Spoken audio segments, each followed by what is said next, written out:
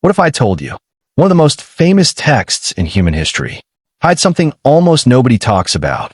Not the flood, not immortality, not Enkidu, but a 24-hour journey through total darkness, inside a mountain, a tunnel so dangerous. Even the gods warned against it. And yet, Gilgamesh walked into it anyway. Everyone has heard of the Epic of Gilgamesh, but almost nobody has actually read Tablet 9. And that is not a criticism. The epic is long, dense, and most people only know the famous parts. The friendship, the flood, the search for eternal life. But Tablet 9 contains something different. Something very specific, very strange. After Enkidu dies, Gilgamesh leaves Uruk. He wanders alone in the wilderness, wearing animal skins, broken by grief, and for the first time, afraid of death. So he sets out to find an Epishtim, the only human ever granted immortality. But to reach him, he must pass through a place called Mount Mashu. Mashu is not described as poetry. It is described as a function. Every night, the sun god, Shamash, enters the mountain in the west, travels through it, and emerges in the east.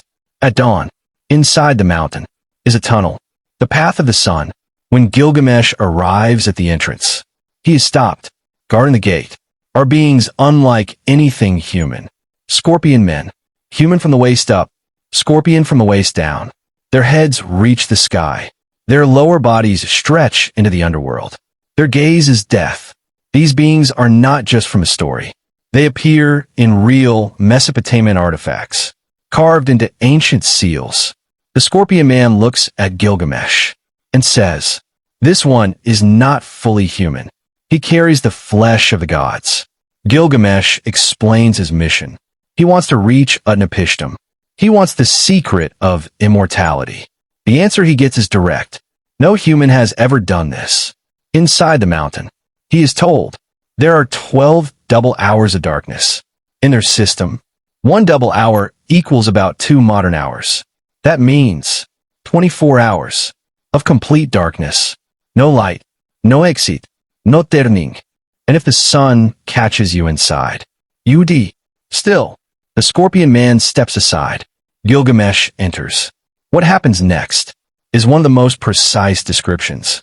In ancient literature, at the first double hour, complete darkness. At the second, still nothing. At the third, no light ahead or behind.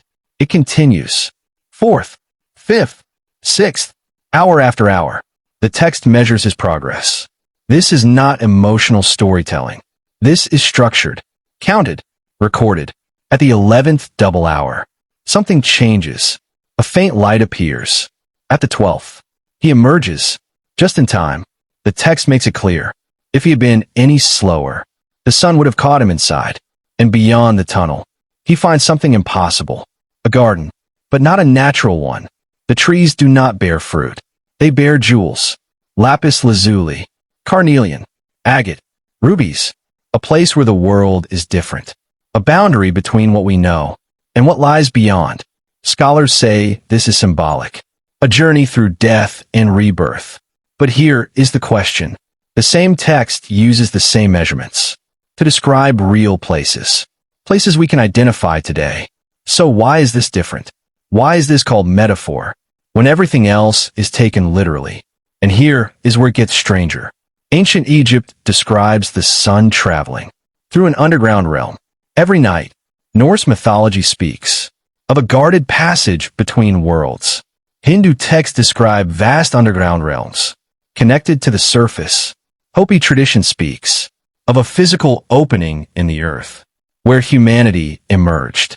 Different cultures, different continents, same pattern. So ask yourself this.